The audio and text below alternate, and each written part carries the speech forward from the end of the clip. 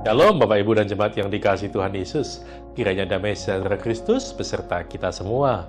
Marilah kita tetap bertumbuh dalam anugerah-Nya dan dalam pengenalan akan Kristus sebagai Tuhan dan Juru Selamat kita. Selamat mengikuti renungan firman Tuhan hari ini. Tuhan Yesus memberkati.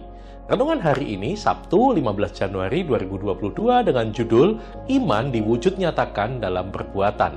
Bacaan kita terambil dari surat Yakobus 2 ayat 16 yang berbunyi demikian.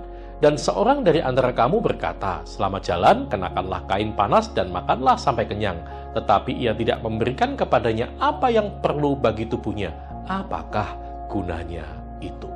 Bapak, Ibu, dan saudara sekalian, kekristenan mengajarkan bahwa keselamatan itu berdasarkan iman, bukan perbuatan.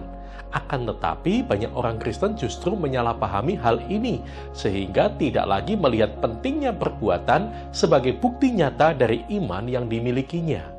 Yang penting beriman, yang penting percaya kepada Yesus sebagai Tuhan dan Juru Selamat, maka itu cukup. Di satu sisi memang hal itu tidak salah, tetapi Yakobus menunjukkan bahwa ada iman yang mati. Apakah iman yang mati itu? Yaitu iman yang tidak disertai dengan perbuatan.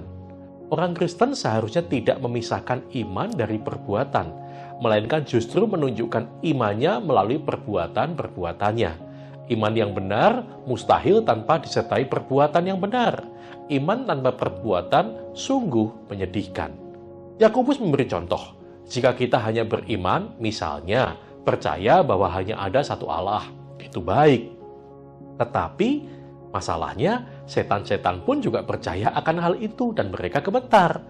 Sehingga hal itu tidak banyak gunanya, bukan? Teladan iman yang sejati dapat kita jumpai melalui kehidupan bapa orang beriman, yaitu Abraham. Imannya kepada Allah ditunjukkan melalui keberaniannya mengorbankan Ishak, anaknya itu untuk membuktikan iman dan kepercayaannya. Allah pun memperhitungkan tindakannya itu sebagai kebenaran. Seperti yang tertulis dalam Ibrani 11 ayat 17 dan 19. Karena iman, maka Abraham, tatkala ia dicobai mempersembahkan Ishak, ia yang telah menerima janji itu rela mempersembahkan anaknya yang tunggal, karena ia berpikir bahwa Allah berkuasa membangkitkan orang-orang sekalipun dari antara orang mati. Dan dari sana ia seakan-akan telah menerimanya kembali. Di sini kita melihat bahwa keberanian Abraham itu adalah bukti dari imannya. Pesan Yakobus makin jelas bahwa iman tanpa perbuatan adalah seperti mayat, yaitu hanya tubuh tanpa kehidupan. Iman seharusnya berpadu dengan perbuatan. Allah menghendaki iman dinyatakan dalam perbuatan-perbuatan kita. Iman dan perbuatan adalah kesatuan yang tidak terpisahkan.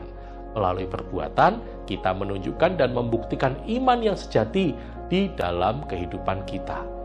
Kini kita bisa mulai berpikir bagaimana mengekspresikan secara nyata iman kita kepada Kristus, yaitu dengan mengasihi sesama. Jika kita berbicara mengenai iman, tetapi tidak bertindak sesuai dengan apa yang kita percayai, hal itu adalah kesia-siaan. Iman yang sejati bukanlah sekedar perkataan, namun harus diwujudkan ke dalam gaya hidup kita, yaitu di dalam perbuatan kita. Amin.